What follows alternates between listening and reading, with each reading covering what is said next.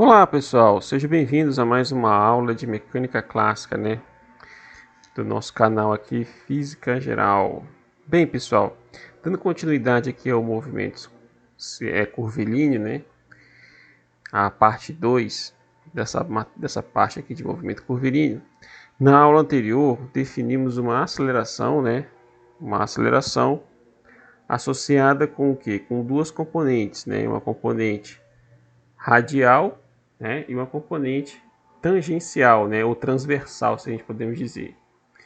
Então, a componente radial seria essa aqui, ó, e a transversal, seria essa aqui, onde tem um subíndice φ, certo?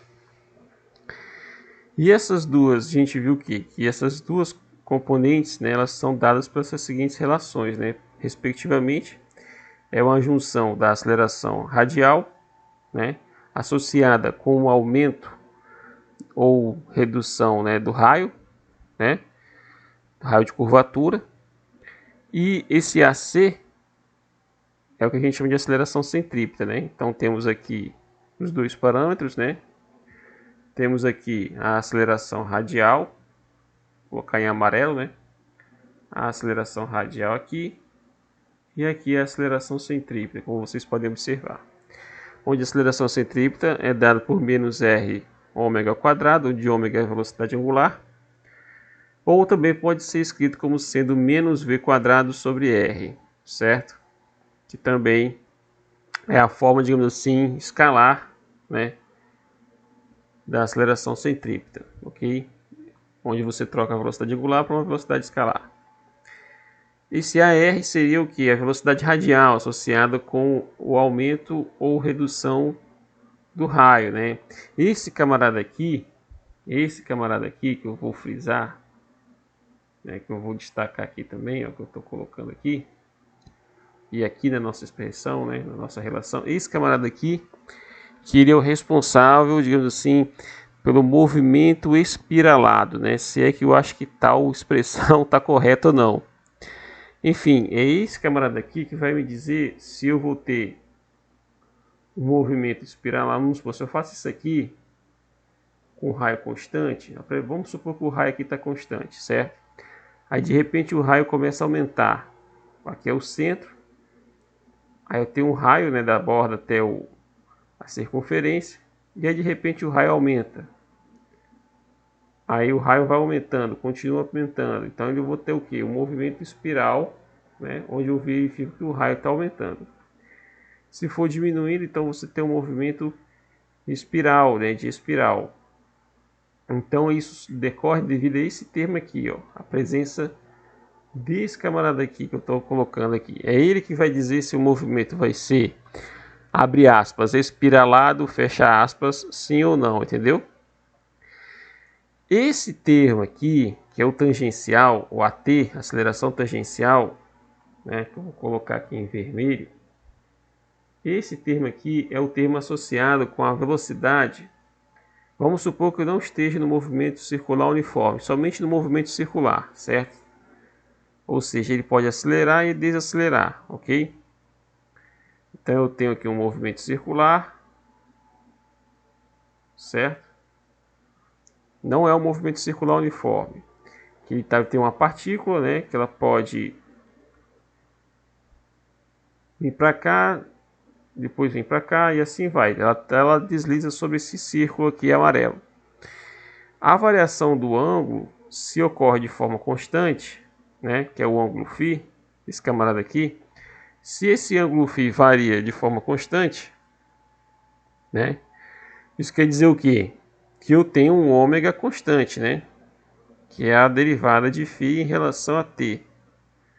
Isso significa o quê? Se isso é constante, então eu tenho que o meu alfa é igual a zero, ou seja, a aceleração angular é igual a zero. Todavia, entretanto, se esse camarada não for constante, eu vou ter uma aceleração angular, Então eu vou ter uma aceleração angular, ok? E aí, se eu tenho uma aceleração angular, agora eu teria duas componentes de aceleração, uma associada à parte radial, que seria a aceleração centrípeta, isso com raio constante, né? Nessa direção. E eu teria uma outra aceleração, que a gente chama de aceleração tangencial, nessa direção aqui, certo? E a soma das duas acelerações, ela estaria nessa direção aqui, ó. Ela teria a aceleração resultante, seria o vetor vermelho, certo? Que seria a aceleração total. Claro que isso aqui é um caso particular em que eu estou falando de um movimento circular não uniforme. Movimento circular não uniforme.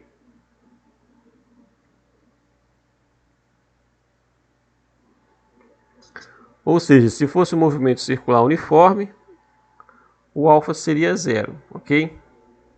Esse movimento aqui é importante, pessoal. Essa aceleração tangencial, a gente vai ver uma aplicação dela posteriormente, quando a gente for falar de pêndulos, né? Lá na parte lá de dinâmica, ok? Então, quando chega na parte de dinâmica, a gente vai falar desse camarada aqui, em mais detalhes, ok? Certo? E por fim, né? Essa aula hoje vai ser bem curta, tá, pessoal? Eu acho que vai ser menos de 10 minutos, né? Eu podia ter feito a outra um pouco menor, mas enfim. Essa parte aqui hoje vai ser bem curta, que é mais para fechar essa parte aqui de movimento curvilíneo. Esse outro termo aqui, que a gente vai chamar de aceleração de Coriolis, esse fator 2Vr ômega, na verdade, ele é proveniente, esse A, ele é um vetor, né? O vetor aceleração de Coriolis, na verdade, ele é um produto vetorial da velocidade, certo? Radial, com o vetor ômega, certo? Tem um fator 2 aqui, né? Esse aqui é a velocidade, é a aceleração de Coriolis, ou Coriolis, né, no francês. Enfim, esse camarada aqui, ele está associado com com referenciais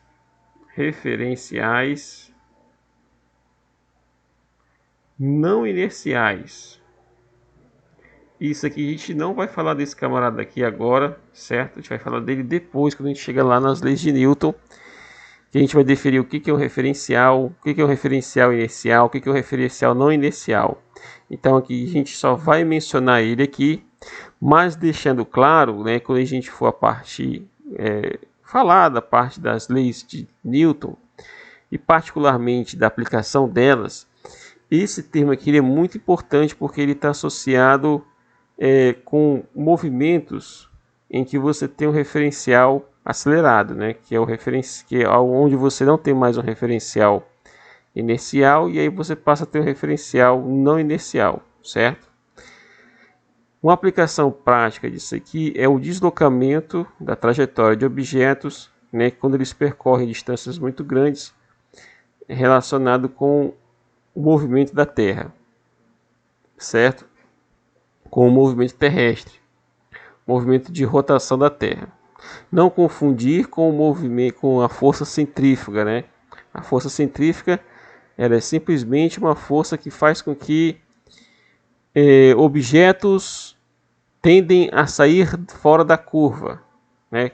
Que ela seria, digamos assim, uma contrapartida da força centrípeta que faz com que os objetos, né, tendem o que? A ser atraídos para o interior da curva da qual ela está descrevendo, certo? Então você tem a força centrífuga, que é uma força quando você sai de um referencial inercial e passa para um referencial não inercial, né? E aí você cria essa força, a pseudo-força, que é chamada força centrífuga, que vai estar a ela vai ser embutida uma aceleração centrífuga, né? Que a gente não está falando de dinâmica ainda, né? Está falando só da parte de aceleração, da cinemática. E não confundir isso com o parâmetro de Coriolis. O parâmetro de Coriolis não tem nada a ver com isso. O parâmetro de Coriolis está falando de referencial acelerado, certo? Referenciais não inerciais. Que é no caso específico a gente vai ver objetos, né, que descrevem movimentos terrestres, né, na atmosfera terrestre, que são, digamos assim, afetados por esse parâmetro, certo? Ok? Então, temos esse arcabouço aqui, né, que foi fechado, né, essa questão toda aqui da cinemática, ok? E aí a gente fecha essa parte aqui de cinemática vetorial, onde falamos de movimento uniforme, né? E logicamente definimos todos os conhecimentos básicos relacionados com o movimento de uma partícula, certo? No espaço, seja ele unidimensional, bidimensional, tridimensional, ok? Posteriormente falamos das equações de movimento, certo? No caso aí das equações da cinemática, né, do movimento, não da dinâmica. Vou deixar bem claro aqui as equações cinemáticas do movimento, ok? Tanto na coordenada unidimensional, bidimensional e tridimensional, sempre dentro do contexto cartesiano, tá, pessoal? E aí falamos lá do movimento, né, normal, onde você vê o movimento uniforme, o movimento uniformemente variado e movimentos em que você verifica que existe uma dependência da velocidade, né, da velocidade em função da posição, né, onde você vê que a velocidade depende da posição, né. Lembrem-se, assistam lá a primeira videoaula, se não for a primeira e a segunda, onde temos que uma velocidade ela pode ser definida ou pode ser expressa como sendo em função da posição, né, não mais em função do tempo. Ela seria, digamos assim, explicitamente dependente da posição e implicitamente dependente do tempo. E aí mostramos como resolver para calcular, né, mostramos como calcular a velocidade em função do tempo, a posição em função do tempo, né? A gente mostrou como é que faz isso. E consequentemente a aceleração também, certo? E aí, em alguns casos, né, essa aceleração ela pode depender do tempo ou não. E aí a gente não está mais falando de um movimento uniforme ou movimento uniformemente variado. Aí é um outro tipo de movimento, ok? Quando a aceleração depende do tempo, ou seja, não é mais constante, então a gente tem um movimento que não é uniforme nem uniformemente variado.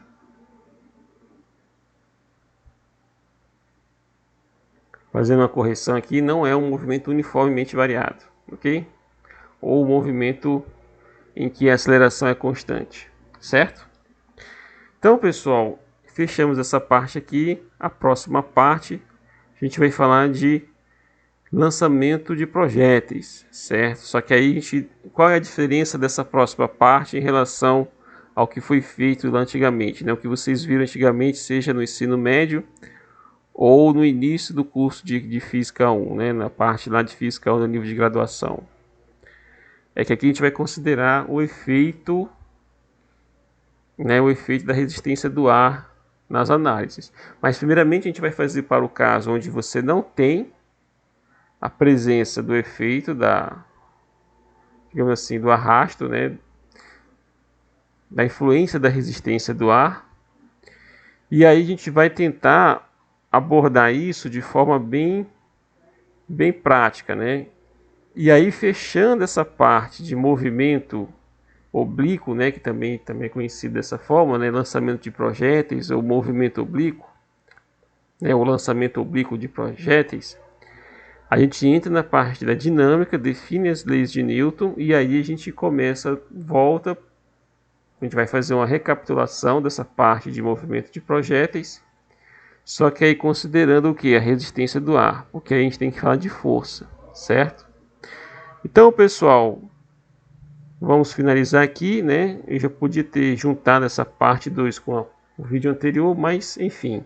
O vídeo anterior ficou um pouco extenso, ficou quase 40 minutos. E aí eu não quis sobrecarregar mais. Ok? Então a gente vai terminar aqui. Um abraço a todos e até o próximo vídeo.